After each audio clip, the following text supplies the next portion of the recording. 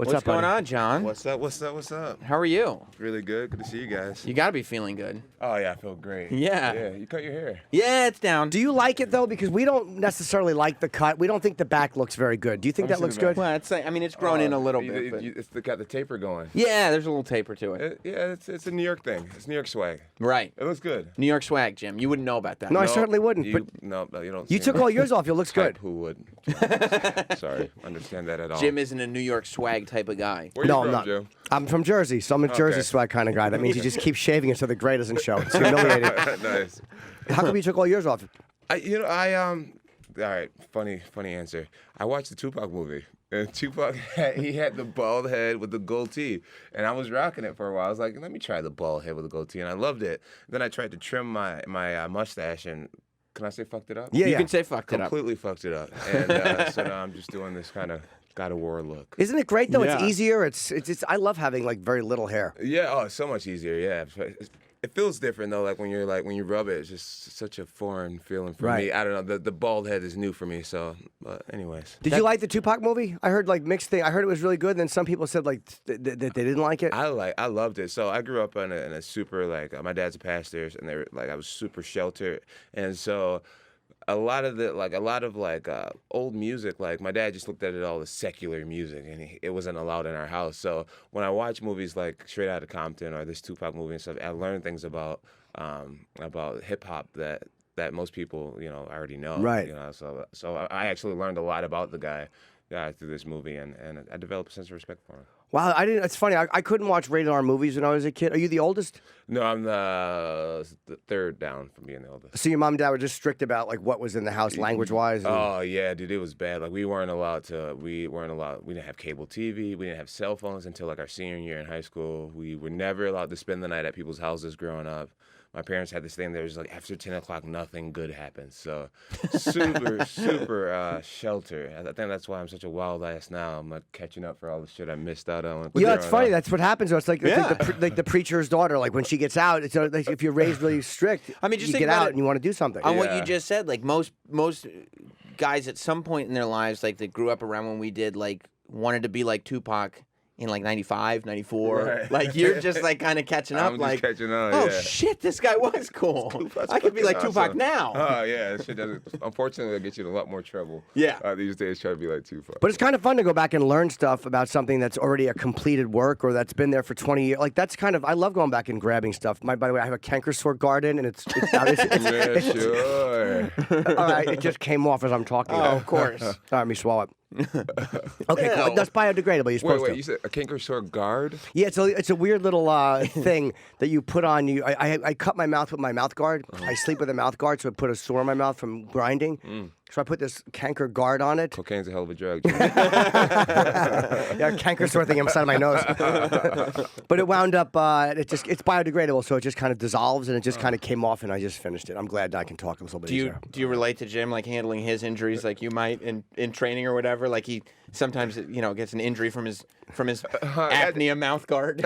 Well, I don't know what to say to that one, to be honest with you. It's Congratulations, true. by the way. I need more coffee. Congratulations. It was a really weird fight to watch because I like you and I like DC, and it was like heartbreaking to watch him break down like that. But I Yeah. was happy for you. Thank you. Because it's like you went through a time where things were fucked up, and now you came back and you were great. Yeah, I do believe everyone loves a good redemption story. Yeah. And I was aware of that going into the fight and, leading up to the fight and just, try to do everything in my power to be that great comeback story. And this is what it's been. And the support has been tremendous. Just so many people writing me and talking about how just my story has inspired them to just keep moving forward. And it's great to be looked at as a person who is really hard to be defeated by life. Did you because I thought he looked really good. Like he looked much looser, and he was Oh, getting yeah. inside. He was closing the distance really much better than I think in the first fight. At the end of the first round, I was looking at you sitting there, and you looked a little bit like, okay, I'm going to fight now. So how did you feel at the end of that first round? After a round, actually, so I didn't warm up properly. After the first round, yeah, Daniel definitely was doing a really good job, and he was fighting a lot better than I expected him to fight.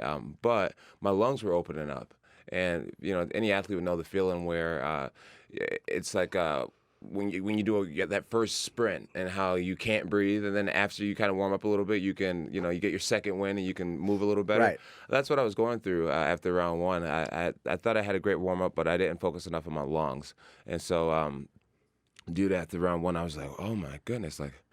I was just focusing on some breathing exercises that I try to do. So I think that's what you saw, just that frantic look in my face. But after I got my breathing under control, I felt like I got my lungs warmed up. I got back to being calm, cool, and collected, and just having fun out there. But Daniel did a hell of a job, dude. He definitely was a lot better than he used to be, which makes me feel good about myself because I beat a better version. Yeah. After almost 2 years off.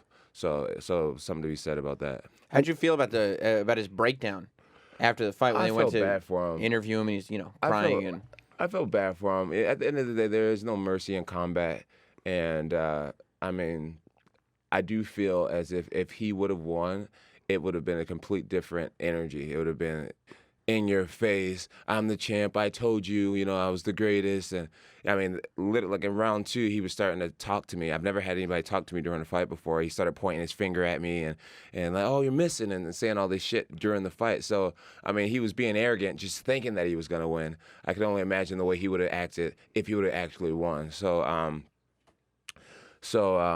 yeah, with that being said, I'm glad at the way that I handled the situation because it definitely it's helped me develop a lot of respect that I thought was unsalvageable, and obviously it wasn't. The respect and the just the fan support has been tremendous. So. And I had interviewed you on UFC Unfiltered. We were talking about you possibly moving up to heavyweight, and you said like, yeah, I kind of want to. I've thought about it, but I want to make sure I pick the right guy. I don't want to go too heavy.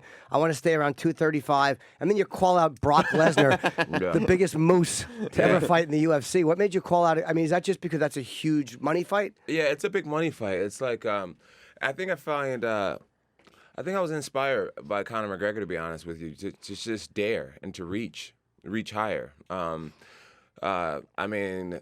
Me versus Brock Lesnar is somewhat equivalent to Mayweather and McGregor. I mean, a lot of people would assume that I would lose that fight. I mean, Brock Lesnar is super athletic. He was a Division I national wrestling champion. Yeah, he's older, but he's just a freak. I mean, he's a rare talent, and I don't know what the betting odds would be on that one. And so it's just like. It's like, you know what? Do the impossible. Be the David and David and Goliath story. Sure. Just the same way, McGregor dares to compete against Floyd Mayweather. It's like, you know what? If you come up short, at least you have more balls than the average American to even step in there. But I mean, if you win, just the glory that comes with beating a Floyd Mayweather or beating a Brock Lesnar. Right. It's huge. What weight do you walk around at normally? I walk around at about 230. Okay, so you'd probably be giving up 25 or 30 pounds to him. I wonder what he walks around at. I mean, he fights like, 265? I would imagine he's a full about 275. Yeah. Yeah. But he has to fight at 265. 265, yeah. Do you know what is the likelihood of him getting into an octagon is? Because like a couple weeks ago is when they started saying that he was going to start trying to campaign for eligibility. Yeah. And then, but like this weekend, I was reading that he's not doing that anymore, and he's just using it as bargaining so he can stay with WWE. Interesting. Yeah, I haven't really looked into Brock Lesnar's situation too much. I know that once he enters the drug testing pool, he would have to complete 6 months of that. Right now, he's refusing to join in the drug testing pool. So, I mean, I'm not accusing him of being on steroids or whatever. I don't see why you wouldn't just start the process if you were being a clean athlete. But I don't know what's going to happen with him. But I know Brock's a great businessman, and I know he knows this will be huge money. And I'm 40 pounds lighter than him, so I'm sure that just the thought of being the first person to defeat me is really, it has to be running through his mind in the payday. So I'm sure the fight it's going to happen. It's just going to be a matter of time. So even like, let's say today, he was like, okay, I'm gonna jump into that pool. It's 6 months before he can even think about having a fight. Right. I see. But can you guys, if say he jumps into the pool now, can they at least book the fight and go, okay, we're looking at February? Yeah, I would imagine they could start promoting the fight just the same way I was promoting my last fight while I was still technically suspended. So yeah, I'm sure do that for Brock. Were you afraid at one point that your career was over? Did that and thought even though you know athletically you can still do it? Was there that point like I've just spiraled and I can't get out of this? After the hit and run 2 years ago, I started thinking, man, there is no coming back from this. I mean, not to get into it, but it was so ugly. It was such an ugly situation, and I just felt like I was in an unforgivable position. And then I started getting talked to by mentors, and people was just saying, John, there's been so many athletes who's done so much worse. Not to compare yourself or make what you did any lighter, but I mean, there's been some athletes that's come back from terrible accusations or whatever, the allegations. And so they was just like, what you did was a mistake. It was you being young, having too much fun.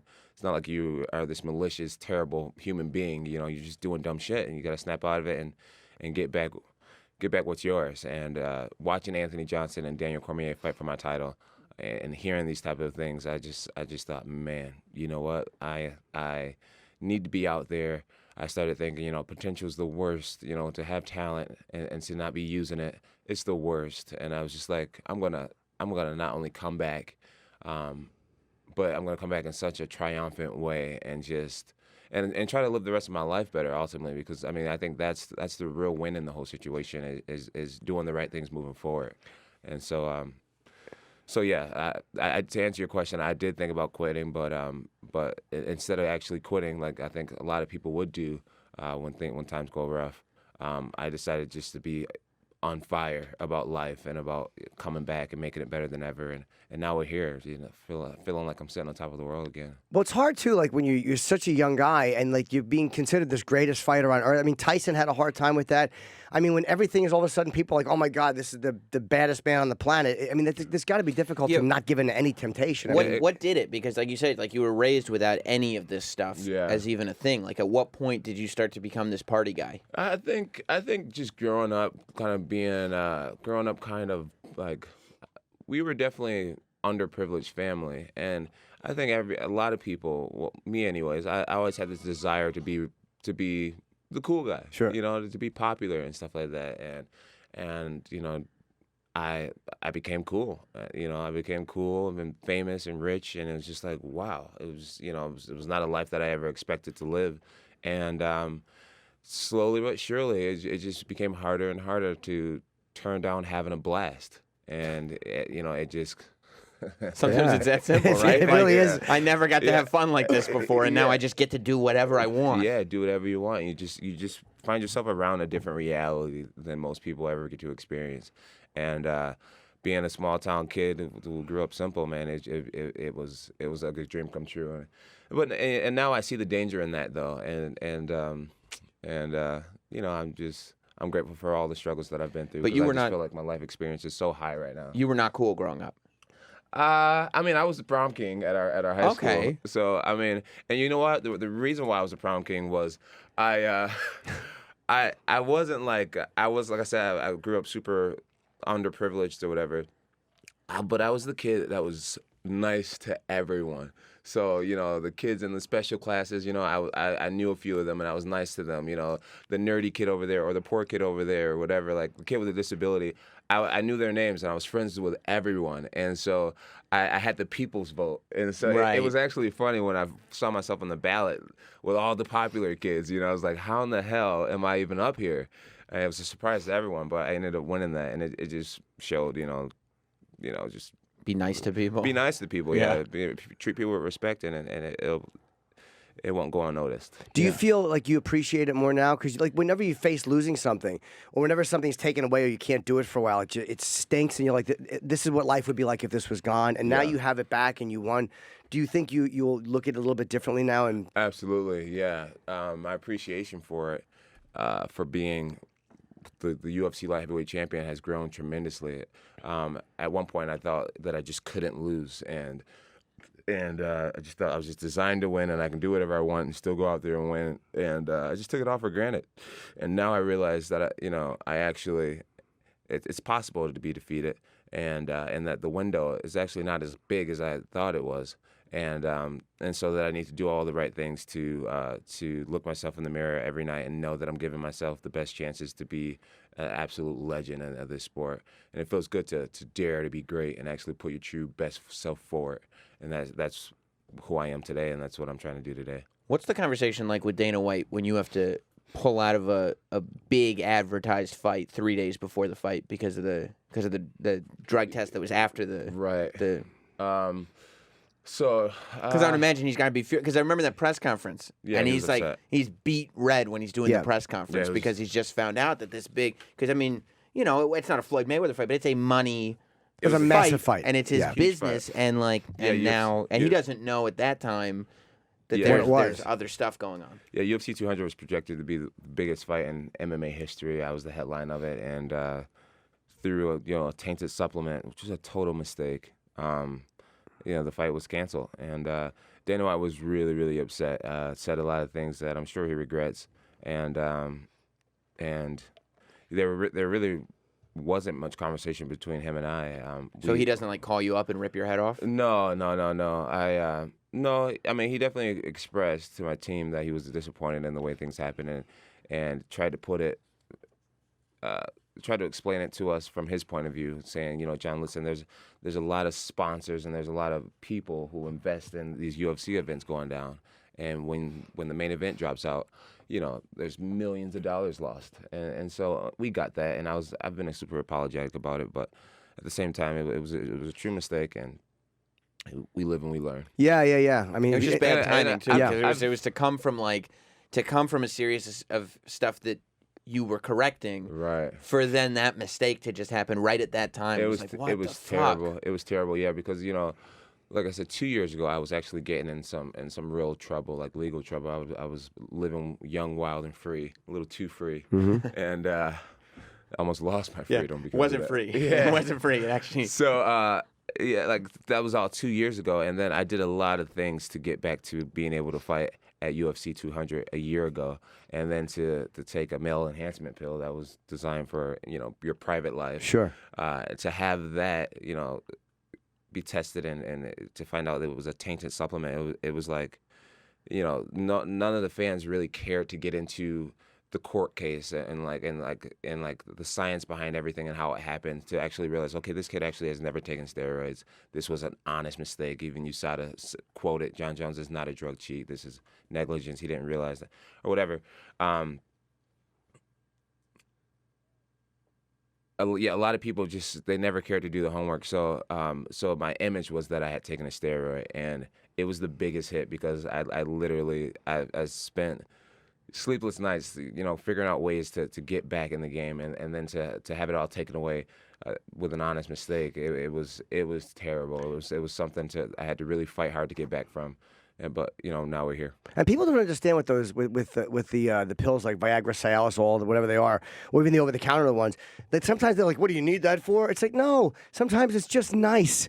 Sometimes I take them a lot. I actually made myself stop taking them because for me it was like I began to rely on them, and I was worthless without them. So honest. Oh man, I love those things so much. So honest. Yeah. But they just give you a little extra oomph. But it doesn't mean that you can't function without them. No, absolutely not. I mean, your sinuses get messed up. I'm actually going to have my sinuses checked again. Oh, how many are you taking? Oh, dude, it was back in 2003 when I went to Brazil with my friends. We were popping 100 milligrams, and it was ugly. It was ugly. He's taking them like multivitamins. You're the real deal. Over the counter 100 milligram Viagra's. It was bad news.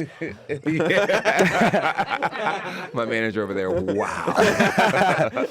But it does mess up your sinuses a little bit, I think, on some level. Because I got to go for this. Whatever. I got to get this. That thing that Cody Garbrandt does, that balloon sinuplasty. Have you heard about that? I think I saw something. Yeah, a little bit about it. Yeah. But I'm wondering if part of it was those pills because they make you so congested. Do they? Yeah, maybe you have good sinuses and they didn't affect you that way. I'm not taking 100 milligrams. A day. Yeah, that's how I knew it was going to be a good time. When she was on her way over, I'm like, I can't breathe. Get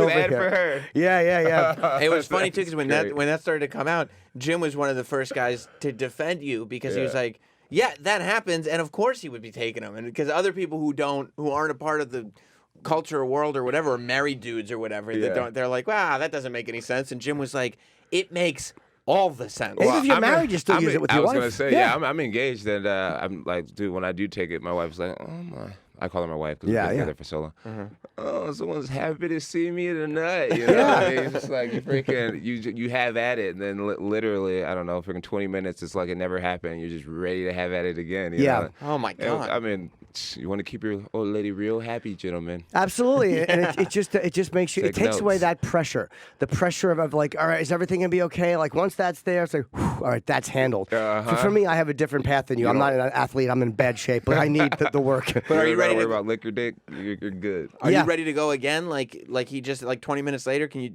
No, I'm not. That's when we part company. No, I'm still a one and done, but the one is okay. Yeah, okay. No, you're a stamina guy. Do you got some stamina on you? You know, I do, you but, last? but it's only because I'm so mentally messed up. Like, I'm always in my head about stuff, and I don't know how to focus on the real live moment. That's terrible. It's awful. Believe me, it's awful. I was with a girl one time, and I looked down, and she was like really, like she was closing her eyes, which obviously not to have to look. but I'm like, how do you do that? Like, how do you just relax and enjoy a moment? I can't do it. Oh, It has to be God. like fueled by thoughts and craziness. You're more likely to lose an erection than to come too quick. Yeah, absolutely, without a doubt. But, yeah, Great. yeah, but those pills are for that. They're good. Perfect. Yeah. So I'm sorry for you. Like once you're done fighting, you'll be able to. I'm wouldn't done have fighting. I'm trying to get like an endorsement deal right now. Cialis, if you are listening. Yeah. Yeah, the baddest do guy on the this. planet uses these. Yes. Yeah. But is there a way to get any of those that don't have that one thing in there? Was it just that one supplement that was tainted, or all of them have that? So I try not to get into it too much, but I mean, I'll briefly kind of explain how it happened. One of my teammates gave me a pill. He said, "Hey, John, this stuff will rock Sure. your girl's world," right? So I took the pill and ended up getting tested by USADA like 3 days later. I welcomed them to my house. Yeah, everybody have a seat, bring everybody water bottles. It was normal procedure. Sure. And come to find out before the fight, that I was drug tested, and that drug test 3 days before the fight, the results showed up closer to the fight, and manager called me over to his room. John, you aren't fighting. You failed the drug test. You have estrogen blockers in your system. At the time, being a clean athlete, I've been super outspoken about being a clean athlete. Well, not steroids, anyways. Yeah.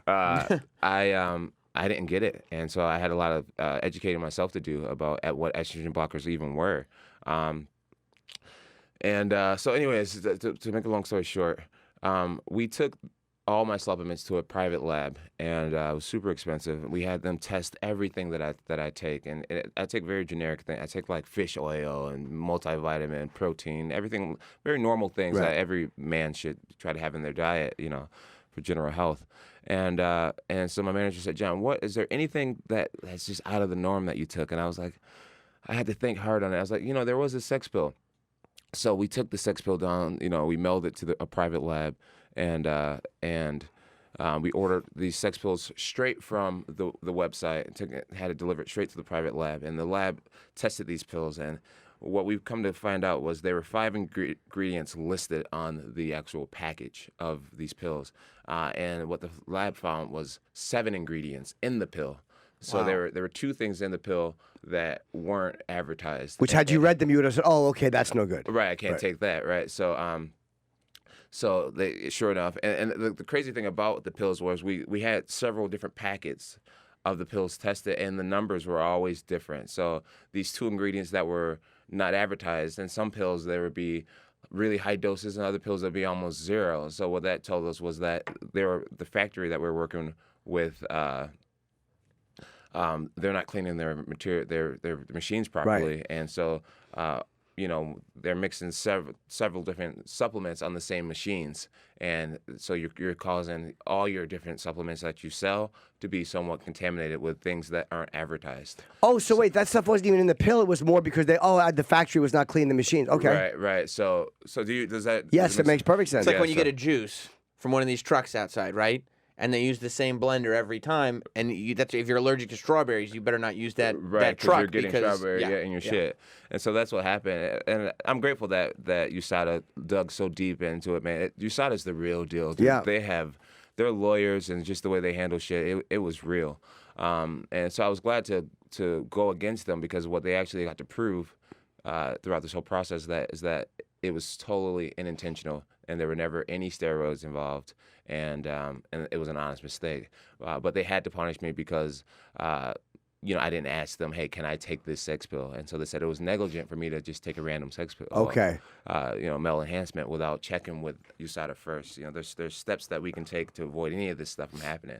And if I would have said, hey, can I take this generic brand, this Cialis or this Viagra or whatever, they would have said, yes, this is clear, blah, blah, blah. But me, I took some off counter or whatever, a random male enhancement pill, and I could have avoided this whole situation by just asking them for the okay. How good did it feel to be vindicated, like in the eyes of people who go, all right, it was a dumb mistake, but it wasn't a cheat? Right. How great did that feel to have the proof from them? It felt amazing because I feel like there's been athletes who smoke marijuana or parties and throughout history, and it's definitely frowned upon, but it's forgivable. Yeah. You know what I mean? But steroids, every guy who's lost money betting against you, the little kids who thought that you were just a super hard worker, everything just becomes delegitimized. It's just like you never were this great that people thought you were. You know what I mean? Where like partying, it's like, dude, this guy can win while being a party animal. That's like he's a badass. Yeah. You know what Yeah. I mean? But like steroids, it's like, dude, you're not a badass. You've been cheating, and it's just. It's just the biggest insult to be looked at as a steroid user. So it was phenomenal to have USADA themselves come out and say, well, it definitely wasn't steroids. And Right. It definitely wasn't on purpose. It was great to be freed from that. Do you think it hurts the potential of you doing a Brock Lesnar fight because of what happened after Brock Lesnar's fight with Mark Hunt when they found estrogen blockers, but they didn't find it out till after the fight, so they weren't going to cancel the fight. But the fact that that's there, and a lot of MMA fans were like, oh, that's what happened. The pro wrestler came in and he was all juiced up and Mark Hunt was pretty vocal about it too. Mark was pissed. He's still pissed. Yeah, Mark always lets you know pretty much how he feels. He was furious. Yeah. Do you think that hurts, like, the idea of this money fight happening because MMA fans look at Brock differently? No. I think I don't want to accuse Brock of being on anything, but I would say in his sport, I think fans almost expect that. And when you see these massive guys jumping off ropes and just like bodybuilding and stuff, like it's not talked about, but everyone knows how these guys are looking like that. So I don't think it will affect the fight at all. I think people want to see this massive freak do what he does. It's okay for there to be a freak show every now and then. Every now and then. I think as long as it's clean by the time the fight comes around, which USADA will make sure of, then I don't really think the fans care what he's doing to be the best Brock Lesnar in the WWF arena. I was shocked you called him out because Brock to me is I think there's nobody in the light heavyweight division you can't beat, and a lot of the heavyweights you can beat, but he's a scary guy because he puts you down and lays on you, and he's really good at keeping people down. I mean, he's a big. People say, well, he's a pro wrestler, but he was a legitimate wrestler, man, and he held down Mark Hunt for 3 rounds, and Mark's a really strong guy. I think that's what makes the fight so great is the legitimate danger there. I mean, people really could see me losing that one, and if I'm not on my game, it's a fight that anything could happen. What you just said. He's a Division I wrestler, super athletic. He's no slouch. Look at him. There's not many men on the planet that looks like this guy. So and everybody that's ever fought him, whether it's MMA, whether it's pro wrestling, whether it's amateur wrestling, like all anybody talks about is how freakishly strong he is, like inhumanly strong. They say there's a quote from a movie. It's the heart that makes it great. You know what I mean? It being such a huge challenge is what makes it great.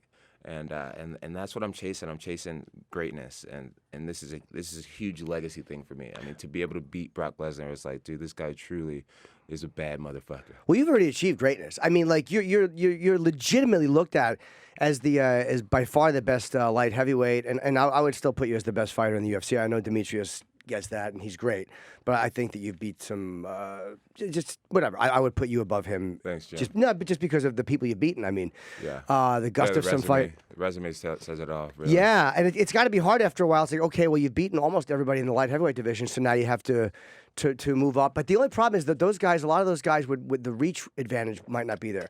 When you get a guy like Brock has got gigantic, I don't know what his reach is, but I imagine it's close to yours. Yeah. So I've heard that me and Stephen Shrew are the two guys with the longest reach, and it's crazy because he's almost 7 feet tall Yeah. for my arms to be as long as his. I don't think I would. I don't think the reach would be much different. I think I would still have the advantage over most of them. I just think my presence wouldn't have the same factor. Like when I'm out there, just being taller than these guys, and I just got a big frame, you know. So a lot of times when they grab me, they feel like they're dealing with a heavyweight. Yeah. And I've grown up wrestling my older brother, who was always a heavyweight, and most of my teammates that I go with are heavyweights. So I just have a very big presence about me when I'm out there. I've noticed, you know, I appear bigger than people. And at heavyweight, I think that would be gone. You know, no more could I just clinch somebody up and just flip them to the floor and you make it look effortless. I would really have to be, my strength would have to be on a completely different level. My endurance would have to be on a completely different level to fight against these heavyweights. Everything I do would take double the energy, and so I would really have to be in tremendous shape to compete against these guys, which I'm not afraid of trying to do. Well, that was what I was wondering. Like, when you call out a Brock Lesnar, or when it's just simply make that plan on going into the heavyweight division, do you do it like with a strategy in mind? Like, I know I can train, and this is how I would beat Brock Lesnar if he accepted this fight, or do you do it just knowing I'll be able to come up with a strategy before then? Yeah, I feel like stylistically, Brock Lesnar is a very winnable fight for us. I mean, the key to the fight would have to be just really just kind of just using my versatility on the feet and my speed. And then I have really good takedown defense as well. Gustafson's been the only guy to get me down, and I was just completely caught off guard, and I wasn't expecting a Swedish boxer to shoot a double leg dive. Completely caught me off guard. I don't think they have wrestling over there in Sweden. But yeah, it was, you know, so yeah, the key for Brock is literally to just really stick and move. And then I wouldn't be surprised if I got him down. You know, I have a lot of unconventional trips and takedowns that I pull off on heavyweights all the time. And yeah, I wouldn't be surprised if I took down Brock and finish him off with a submission and things like that. So. And how was it after the fight, too? I saw your video with The Rock. That was a fun video to watch. Had you met him before, or was that your first time interacting with him? That was my first time meeting The Rock, dude. It was such an honor. I have so many friends that worship that man. I mean, he's a true idol to so many people of so many different ages and races and countries. Yeah. I mean, he's like one of those, he's like a Michael Jackson-like figure on the planet, like just loved by millions and millions and millions of people. And so to meet him, you really, for me, I felt like I was in the presence of true greatness. This guy is so great, and he was just so kind. And one of my favorite things about meeting celebrities is when you meet ones that are exactly the way they appear to be and why you love them from across the TV screen. Yeah. And he was everything that I was hoping that he'd be, just super genuine and just a nice guy. It was an honor to meet him. Do you ever care who's in the crowd when you're fighting? Does it ever mean anything? Not too much. As I've gotten more seasoned as a fighter, I've learned to kind of embrace every ounce of fighting. So I'm literally like looking around to see what celebrities are there, and I'm waving to people. I'm scanning the first few rows to see who I know, and acknowledging everybody and stuff like that. And I'm glad to be that way because it just shows my level of comfort in the octagon. But no, I'm never like more nervous because a certain person's there. No, I did hear Donald Trump was planning on coming to this fight. And I guess security reason why it wasn't, wasn't going to work out. But I think that would have added a little nerve. Sure, yeah. To whoever the sitting U.S. president is, yeah. President, yeah, that would have been cool. They rumored him coming to New York too. They said he might come to New York. To the Garden Show? Yeah, we had heard that. I think his son might have come. Oh, I remember that, yep. But the security to get any... I was at the only boxing match I've ever gone to was I saw Golovkin fight. And Trump was in the row ahead of us, like 4 seats down, but he was still running. So he had Secret Service, but he wasn't the president. Now forget it. Yeah. You can't put the president in the middle of an arena. Yeah, no way. No way. Too many holes. Just too many people yelling. Or just even people that were just yelling and screaming. It's a huge distraction. Yeah, it'd be a big distraction. For sure. With GGG, who was he fighting? I don't remember the guy's name, actually. I'm not a big boxing fan at all. Louis C.K. called me the night before. He goes, "What are you doing tomorrow? Do you want to?" I'm like, "Nothing." He goes, "You want to go see a boxing match?" So I just met Louis, and we went to the fight. I forget who he was fighting, to be honest with you. He's a special talent. Yeah, I like him a lot, but Big fan. I very, very rarely watch boxing. I stopped years ago because of MMA. I just enjoy it much more. What's your prediction with Mayweather, McGregor? Mayweather. And it's not because I don't like McGregor. I never liked McGregor because he always beats up people I like. Like, I like Eddie Alvarez. At least you're honest. Yeah, but I mean, Good luck against trying to get him on your show now. No, I would love to interview him because I think he's great. I mean, the guy's a great fighter. That fucking second Diaz fight, the fact that he lost and then came back and won a 5-round decision, I mean, was incredible. The guy's Respect. he's phenomenal. So I would love to see him beat Floyd Mayweather because I like him a lot more than I like Floyd. I'm not a big Floyd fan, even though I respect him.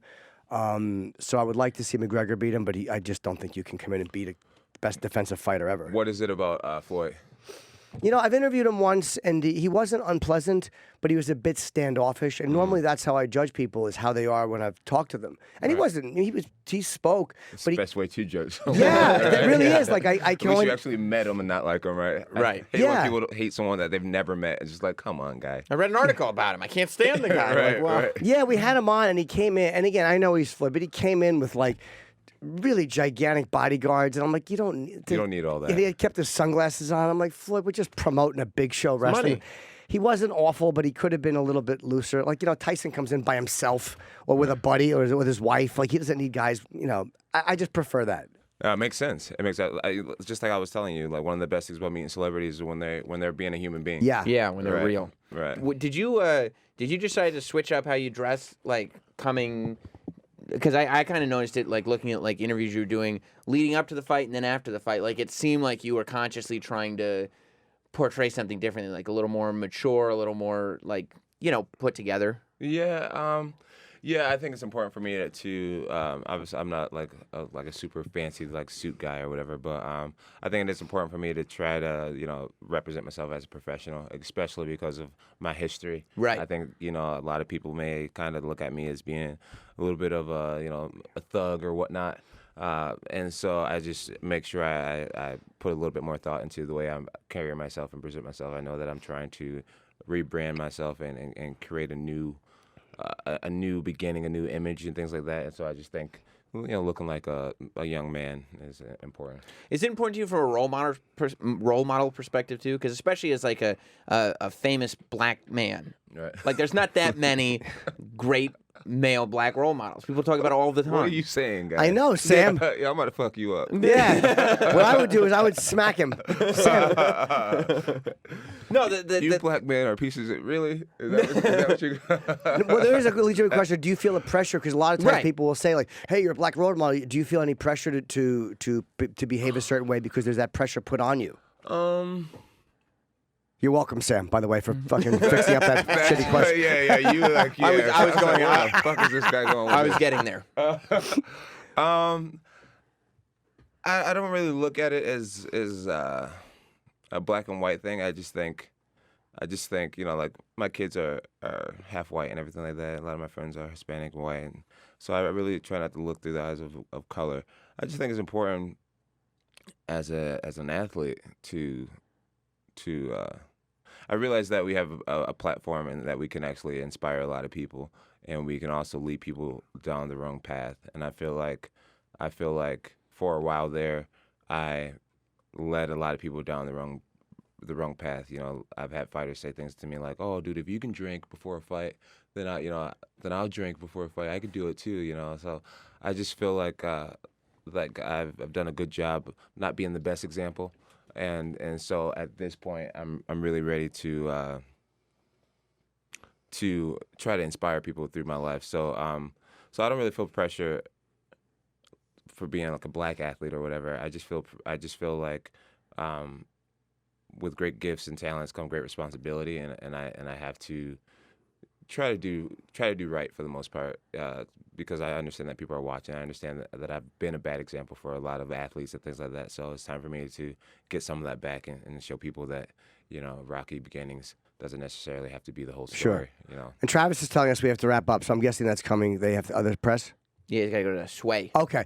And yeah, and just I think the thing is people love the fact that, and just in closing, that everyone likes a good turnaround, you know, and the fact that being flawed is okay. Like having fucked up is okay. It's like it's not a sign of weakness. It's like, hey, who at 23, champion of the world, wouldn't make some mistakes? Right. Now you're Yeah. 30, you got it out of your system. It's like you still got years of fight. It's great, man. People It's do. great. People do. They love to boost somebody up. They love to tear them down. And then the few people that are like strong enough to actually then be able to be the redemption story, because most people after the teardown are done. Yeah. But like if you can get yourself back up there, then I think people will like they love that forever. Yeah. You know what I mean? I just feel like my situation is just so relatable, and so it's been a blessing and a curse.